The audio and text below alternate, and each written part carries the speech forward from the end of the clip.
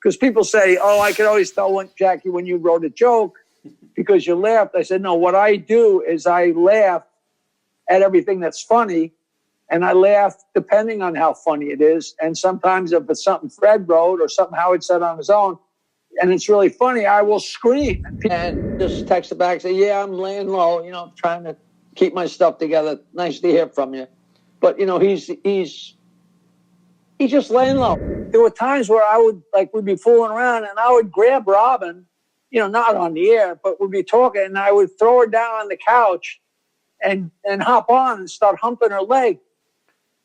But totally, as silly as it sounds, but it was totally platonic. It was me. I never said it out loud, but it was me. We had such a well-oiled operation. Howard and Robin and me and Fred. And it was a perfect show. And everybody loved it. There was no room for improvement. There really wasn't. So all of a sudden they put this guy. I had no space at all. And all of a sudden I got this little chubby kid sitting next to me. And he's writing too. Meanwhile, I'm writing jokes, but I'm reading what I'm writing and what Fred's writing, deciding what to put up for Howard. So now I have to decide between me and Fred and what Benji's writing, which slows the process, you know, so I had to, you know, it just made it crazier.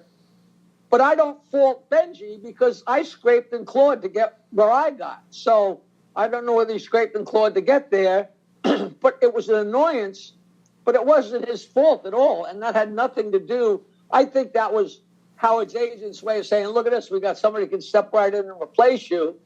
Nobody ever said that, but I knew better because, you know, writing jokes was part of my thing, but leading the ball breaking and getting my balls broke myself and instigating and my good laugh, you know, I added a lot more to the show than just my notes, which were a major thing. And there was no animosity between me and Benji. It had nothing to do with anything, you know. So right away, and people are looking for stuff, you know, like, oh, it's great you and Artie finally are talking again. I'm like, what are you talking about? I left in March, and Artie didn't come on the show till like October. There was no crossover whatsoever, and I was friends with a lot of the guys that they put in my seat to replace me. You know, there was no. It was. I asked for more money from my boss, and they said no, so I went home with my football. That's not enough for people, but that's, in essence, what happened. You mentioned Stuttering John. He's in the film. You keep in touch with him? It seems like he's kind of gone off the deep end a little bit, maybe. I was in touch with him, but I'm not really anymore. He can get pretty weird. I don't talk about it, but we were very good friends for a long time. You know, he wanted to, his girlfriend wanted to move to Long Island. He said, I'm only moving to Long Island if we can move to Bayville. So they came to Bayville, and they lived here for a couple of years. And so me and Nancy and John and Susanna, we were very close. And we had a lot of good times. And he's a good guy. He's smart, you know. He's a hustler. He's okay. But, you know, I don't quite agree with everything he does, but not many people agree with the things I do. So who am I to talk? Well, that's a good point. I love when you tell me a Robin story. So any Robin stories that come to mind? You two were so tight and so close and had so much fun. She actually took me to lunch however many years ago, but she was trying to get me to join that forum thing or whatever thing that she's in. I was like, Robin, I love you, and you know, I'll buy lunch, but I'm not joining any wacka doodle, you know those groups, whatever. You know, you find your soul, and please, talk to people and be nice to people. That's all you got to do. But I do Cameo.com, right? And I've done, I don't know, 500, 700 of them.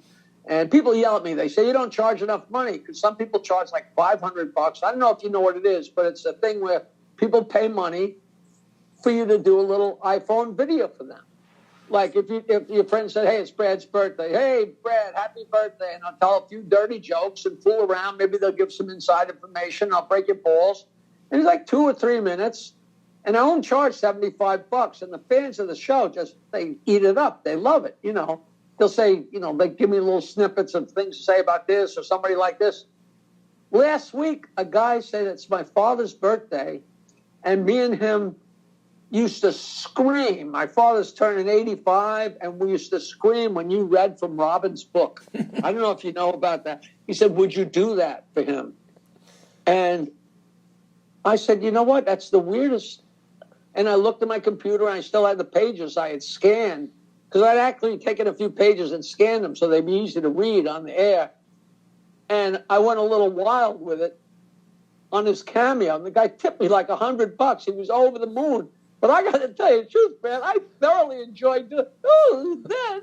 We walked down the street, and my legs were so long, and my minis. Oh God, just hysterical fun. You know, it's just totally everything comes out of goofing. You know, we were in a limo going to a movie screening, and the movie screenings we used to go to were like a couple of blocks away.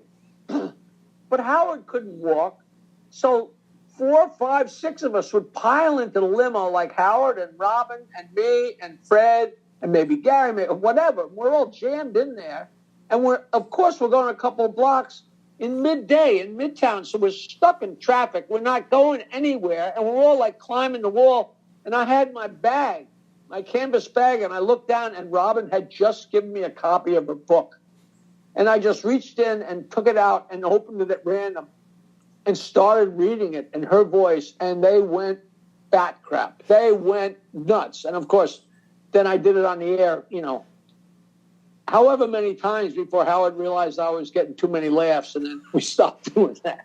But people loved it. It was really, and the more she got annoyed and the more she tried to stop it, the funnier it got. You know, just like with any of us. You know, once we get upset, you know, that's when the fun starts, you know, and you got to get upset. I always say, if this town bully starts beating you up, if you don't say ouch at some point, he's just going to keep punching. So at some point, you got to say, ouch, that really hurts. Leave me alone, you know. Yeah.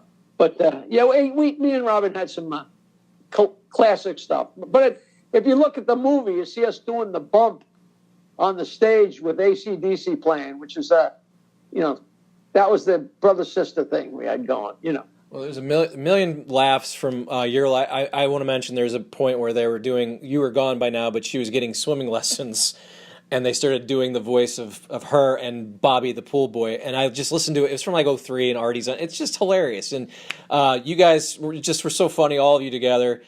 She's like she knows where her bread is buttered, you know. So she is a phrase away from, you know, destroying her whole thing. But she's a character. But we had a very strange relationship, and Howard is, not to be insulting, but he I don't think he grew up the same way, or maybe things were much different when I was a kid, because, you know, when we're like in 6th grade, 7th grade, 8th grade, you had your pals, you had the girls you hung around with, you had the guys, you know, it was the whole thing. And even in college, there were so many girls that were like my pals. They were like, either weird or fat or for whatever reason, just somebody I just wasn't attracted to, and I had no intention of ever doing anything with them. And they knew it, and so we were pals. And there were times where we'd be fooling around, and I would grab Robin, you know, not on the air, but we'd be talking, and I would throw her down on the couch and hop on and start humping her leg. But totally, as silly as it sounds, but it was totally platonic. It was me. I never said it out loud, but it was me fucking around with the fat girl.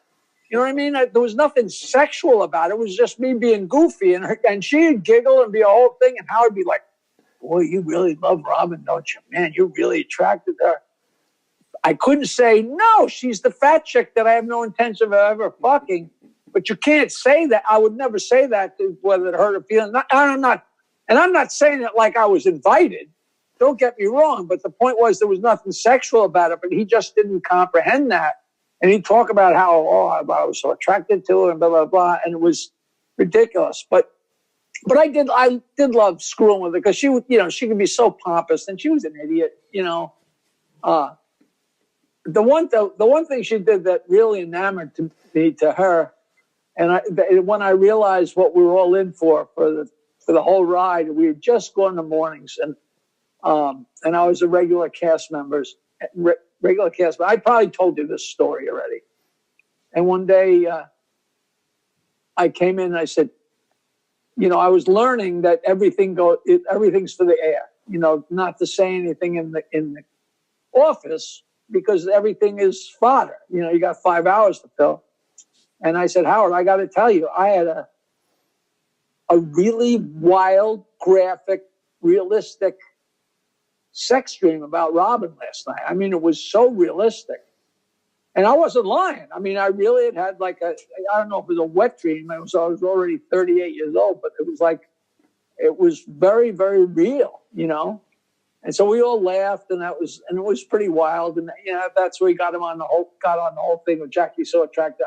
The point was I wasn't attracted to her, and the fact that happened I thought was pretty funny. But what really endeared me to her was like a week later or 2 weeks later, she came on the air and said, Howard, I have an admission to make. Last night I had a really wild sex dream about Jackie. And I thought, how cool is it that she would admit that? She knew it was great fodder, and it was very, very funny. I'm sure they never replay that. Anything that's glamorizes Jackie doesn't get played. But that was, to me, that was like, wow, that's, who else? That was like Gary admitting about his girlfriend making fun of him and stuff. You just gave everything. You just gave everything. And I thought that was pretty cool. You guys subliminally were. She got a little big for her britches, but that's all right. She needed big britches. Well, and that's the weird. Howard just depends on her for some weird. It's very odd how much he talks about how much he needs her, because I think a lot of people think he doesn't need her, but it's very odd when you hear him talking. You know who says that he doesn't need her? The same people that say, why did Costello have Bud Abbott hanging around? He didn't need him. If you ever saw Lou Costello without Bud Abbott, you couldn't get to the door quick enough. It's a very give-take relationship, at least for what he's doing, he could go on any show and do anything. And could he sit there and talk for 5 hours? I'm sure. But there's a whole different thing with tossing it back and forth. They want to give me a show. I do a lot of podcasts. I talk to a million different people. I did 3 already. You're my 3rd guy today. Because I love talking. I love telling the stories, and I love the whole thing and promoting stuff. But they want to give me a show. And I don't know if I do a show, I gotta have somebody. I gotta have somebody to talk to, even just an engineer to say blah blah blah blah blah blah blah blah. You know what I mean? You know what I mean? You got to toss the ball a little bit. It's very interesting. Well, it's good to see you can get that instant. Was this funny to somebody?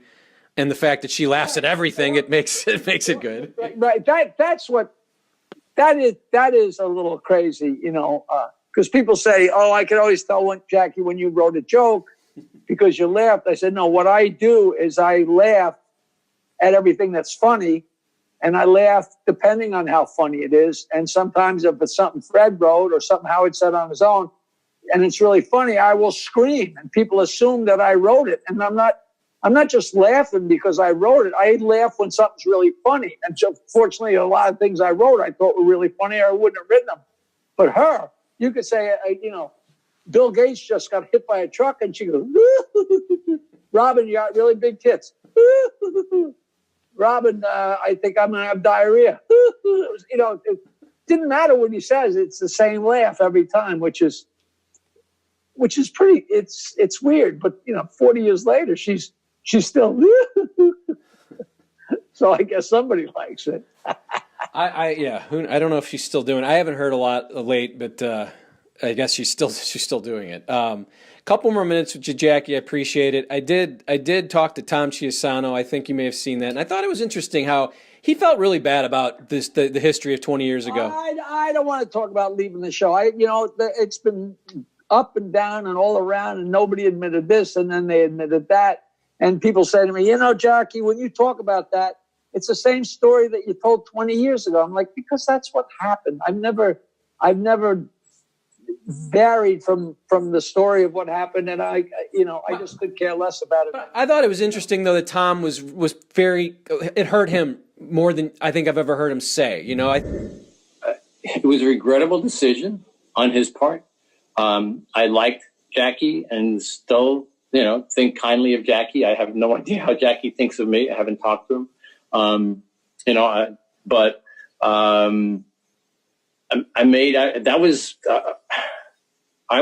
was the one handling that negotiation.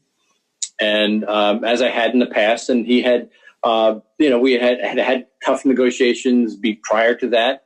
If I remember correctly, where he had walked for a little bit, and and Howard always wanted him back. But in this one in particular, I had made sure that, Howard and I had conversations about it. He knew exactly what I was doing. I had talked to my boss, who was Mel, and said, this is, and made sure that I had all the money in line, and, had approvals for the money that I was offering him and all those kinds of things. I put what was a very generous offer, what I believe was a very generous offer to Jackie on the table, guaranteed employment. I won't go into the specifics of it. But it was it should have been a life changer for him, given where he was and had been. And I actually remember some of my words in the meeting. I looked at him and said, Jackie, I should be the guy trying to, to downplay you, to not take this offer, because it's a lot. I'm putting a lot on the table, but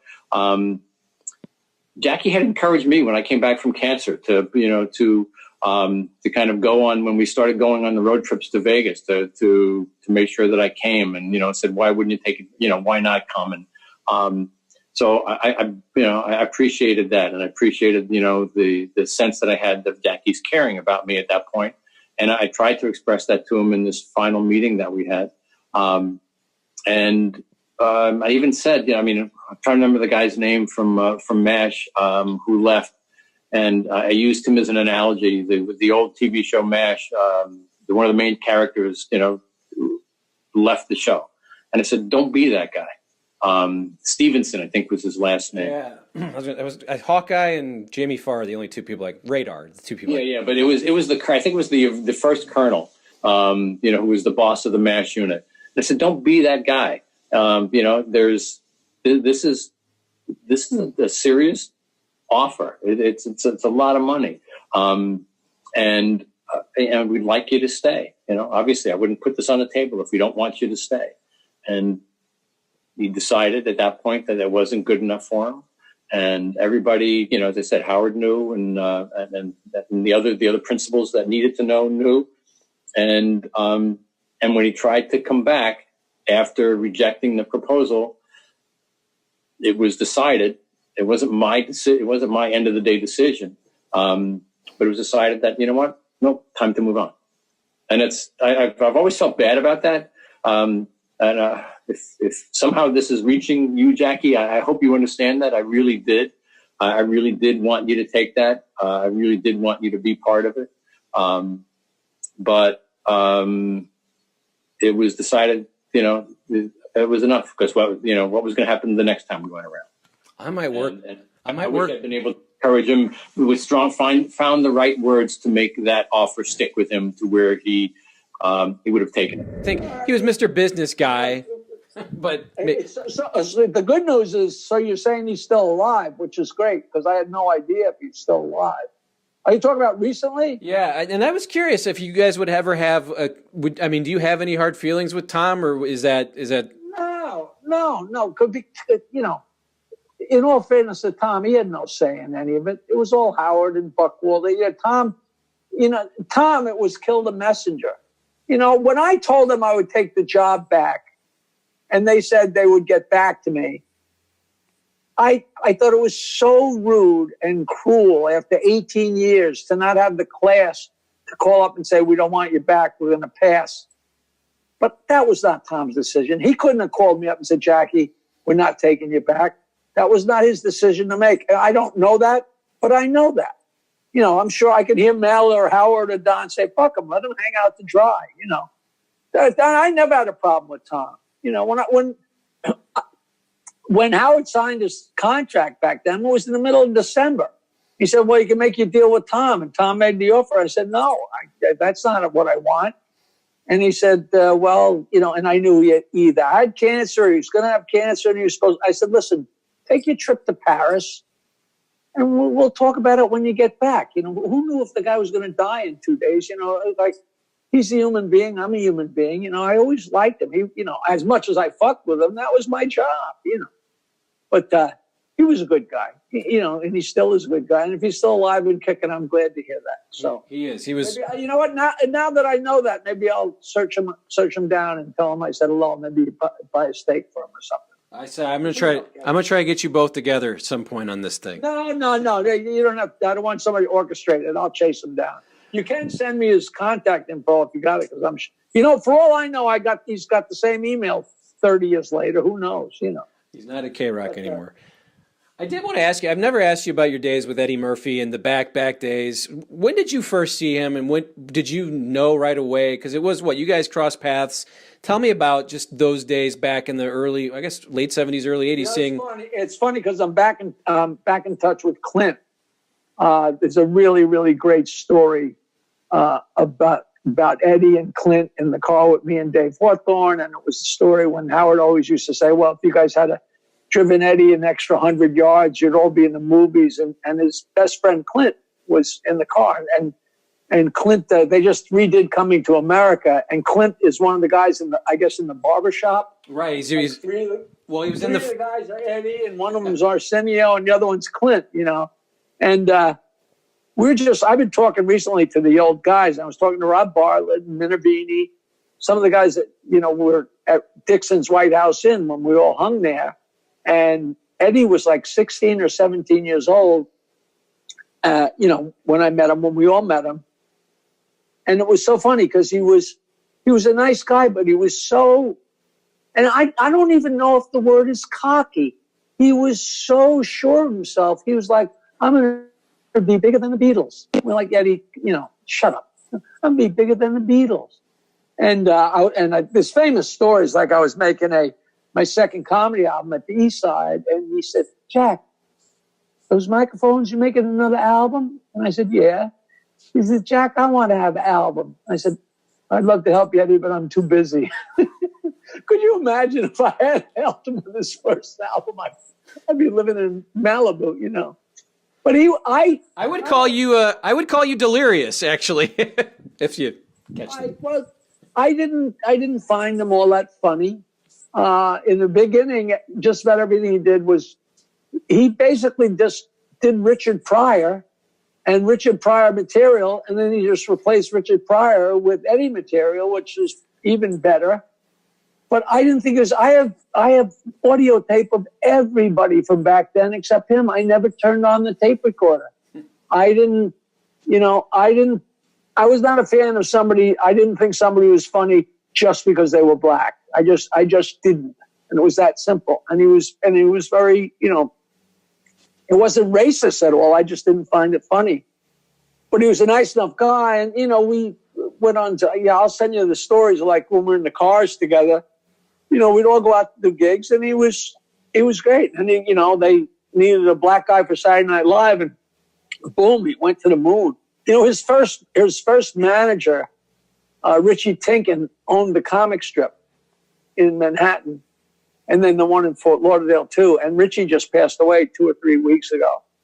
And he was, one of the great guys, one of the great club owners, and him and another owner of the comic strip took on Eddie as a client. And, a year later they're driving around in white Rolls Royces and everything, they were bums from the Bronx, and boom, but great characters. But Murphy was fine. And I ran into him here or there. I ran into him years later when we had just started the Channel 9 show. And for some reason, maybe we were broadcast, I forget, but I was at the China Club. And Eddie was there. And so he said, hey, Jack, Eddie Murphy's over there. So I went over and said hello to him. He said, Jack, that Channel 9 show you guys do, that is the funniest thing on television.